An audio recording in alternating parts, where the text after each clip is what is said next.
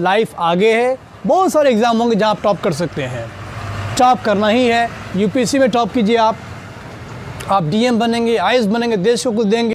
तो जिस तरह से एज क्या है, एक नंबर है सिर्फ, उसी तरह से मार्क्स क्या है, एक नंबर है। जिस तरह से अंडरस्टैंडिंग इम्पोर्टेंट है, उसी तरह से क्वालिटी इम्पोर्टेंट है, ना कि क्वांटिटी इम्पोर्टेंट है। तो बच्चों, सो मज़हर, रिज़ल्ट कब आया मैट्रिक का?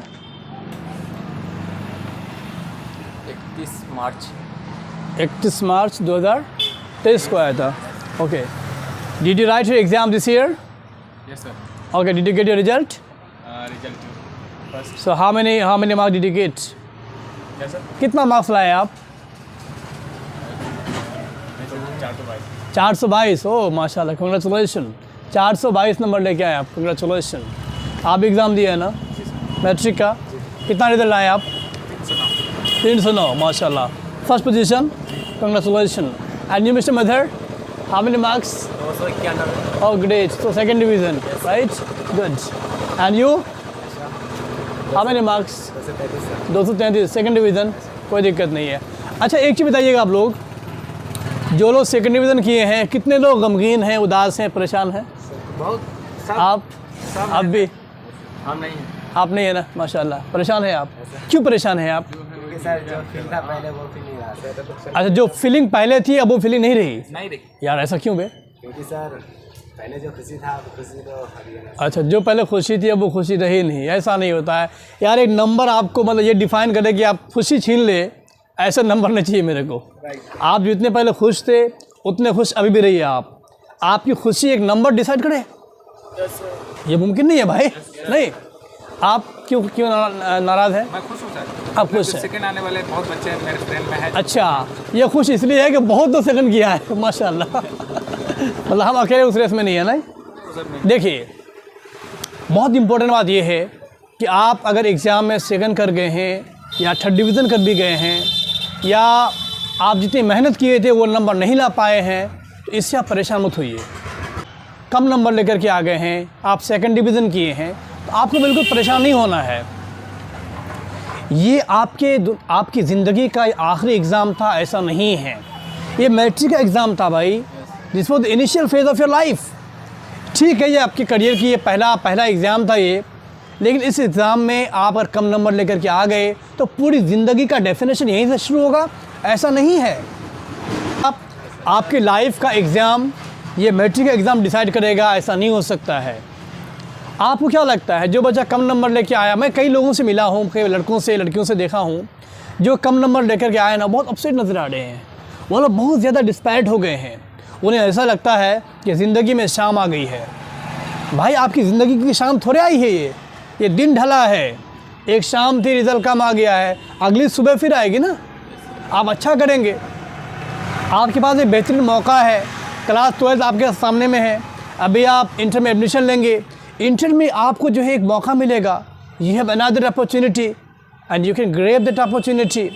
आपको पता है, जो बच्चा तेज़ है ना, अगर वो कम नंबर लेकर के आ गए हैं तो कहीं ना कहीं एक वजह है। आपको साइकोलॉजिकल तरीक़े से सोचना पड़ेगा। मान लेते हैं कि आप अपने क्लास में बड़े इंटेलिजेंट थे, आप सब बच्चों को लगता था कि यार ये बंदा तो टॉप कर सकता है, आपके टीचर्स को भी आप पर नाज था, लेकिन हुआ क्या, अनफॉर्चुनेटली आपका नंबर बहुत कम आ गया, जो कि लोगों ने किसी को एक्सपेक्टेशन में ऐसा नहीं था। पता है ऐसा क्यों हुआ? ऐसा इसलिए हो सकता है, शायद आपको ये खुशफहमी थी कि मैं थोड़ा ही पढ़ करके बहुत अच्छा कर सकता हूँ, इसलिए आपको कम नंबर दिया गया, ताकि आप जो इंटर का एग्ज़ाम होगा, जो ग्रेजुएशन करेंगे, आप ज़्यादा मेहनत करेंगे। आप अल्लाह ताला ने आपको मौका दिया कि आप ज़्यादा मेहनत करेंगे, इसीलिए आपका इस बार नंबर कम आया है, ताकि आप हवा में नहीं उड़ेंगे, अरे थोड़ा सा पढ़ लेंगे तो हो जाएगा रे, ऐसा कुछ नहीं होगा, तेरे को पढ़ना पड़ेगा, इसलिए आपको नंबर कम मिला है। दूसरी बात, अगर कोई बंदा मान लेते हैं कि इंग्लिश में 80 नंबर लेकर के आ गया और वो ज़्यादा अच्छा नहीं आता था इंग्लिश, उसकी इंग्लिश बहुत अच्छी नहीं थी, लेकिन नंबर आ गया 80 नंबर। आपकी इंग्लिश अच्छी थी, आपको ग्रामर भी आता है, थोड़ी बहुत इंग्लिश बोलना भी आता है, लेकिन आपका नंबर कम आ गया, 65 आ गया। क्या लगता है आपको, ये बंदा बहुत कामयाब हो गया? याद रहे, क्वालिटी ज़्यादा इम्पोर्टेंट है, क्वांटिटी से। हाँ, वो अलग बात है कि अगर क्वालिटी आपके अंदर में है तो क्वांटिटी भी नज़र आनी चाहिए। अगर आप मेहनत करते हैं तो रिज़ल्ट में वो मेहनत आपकी दिखनी चाहिए, वो मैं मानता हूँ। लेकिन एक बंदा 80 नंबर लेके आ गया मैट्रिक में, तो क्या लगता है आपको, वो बंदा जब किसी कंपनी में जॉब करने जाएगा, किसी प्राइवेट कंपनी में या किसी भी गवर्नमेंट सेक्टर में, उसको कभी ये नहीं पूछेगा कि आपको मैट्रिक में कितना नंबर लेकर के आए थे, आपके इंग्लिश में नंबर कितना आया था, ये कभी नहीं पूछेगा। क्या पूछेगा कि भाई आपकी कम्युनिकेशन कैसी है, आप इंग्लिश कितने अच्छे से बोल पाते हैं, ये मैटर करेगा। समझ रहे हैं आप? तो ये क्या, एक प्लेजरी मोमेंट है, एक मोमेंट्री प्लेजर है कि कुछ क्षण भर के लिए, पल भर के लिए खुशी मिलती है। दोस्त अहबाब में आपका बहुत नाम चलेगा, अरे 80 नंबर लाया है, अरे 80 नंबर। इंटर में आप जब जाओगे तो टीचर भी सोचेगा इसका 80 नंबर है, लड़का तेज़ होगा।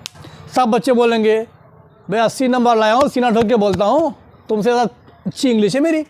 तो ये 2 साल 1 साल की बात हो सकती है। उसके अलावा आपके रियल लाइफ में कितना अच्छा करते हैं, कितनी अच्छी इंग्लिश होती है, कितनी अच्छी आपकी मैथ होती है, ये ज़्यादा इम्पोर्टेंट है। तो आप अपनी ज़िंदगी की खुशी का डेफिनेशन मैट्रिक के रिज़ल्ट से ना तलाश करें, बल्कि अपनी लाइफ को आगे देखें। अब ये पीछे चल चुका है, ये कहानी बन चुकी है। नाउ इट बिकेम पास्ट, ये कहानी बन गई है। अब आप फ्यूचर को तलाश कीजिए। आगे आपका इंटर में एग्ज़ाम होगा, इंटर में एडमिशन लीजिए और वहाँ आप अच्छा कीजिए। आप ग्रेजुएशन करेंगे, गोल्ड मेडलिस्ट बन सकते हैं आप।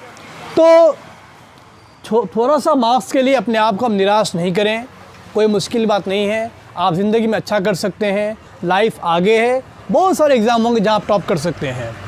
टॉप करना ही है, यूपीएससी में टॉप कीजिए आप डीएम बनेंगे, आईएएस बनेंगे, देश को कुछ देंगे। मैट्रिक में टॉप करके कोई ख़ास आप नहीं कर सकते हैं। तो ये है कि ठीक है, आप अगर टॉप करते हैं तो ये खुशी की बात होती है, पेरेंट्स का नाम अच्छा होता है, सोसाइटी का नाम अच्छा होता है।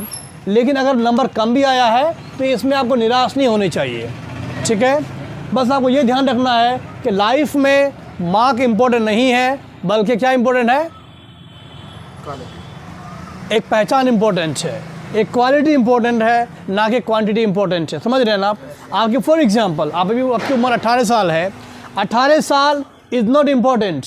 18 साल में आपके अंदर कितनी अंडरस्टैंडिंग है, 18 साल में आप कितना मेच्योर्ड हैं, 18 साल में आप कितने अच्छे से चीज़ों को अंडरस्टैंड कर पाते हैं, ये इम्पोर्टेंट है।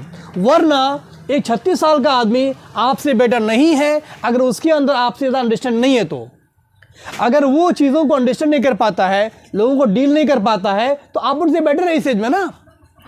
तो जिस तरह से एज क्या है, एक नंबर है सिर्फ, उसी तरह से मार्क्स क्या है, एक नंबर है। जिस तरह से अंडरस्टैंडिंग इंपॉर्टेंट है, उसी तरह से क्वालिटी इंपॉर्टेंट है, ना कि क्वांटिटी इंपॉर्टेंट है। तो बच्चों, लाइफ को समझें, आगे बढ़ें, ठीक है।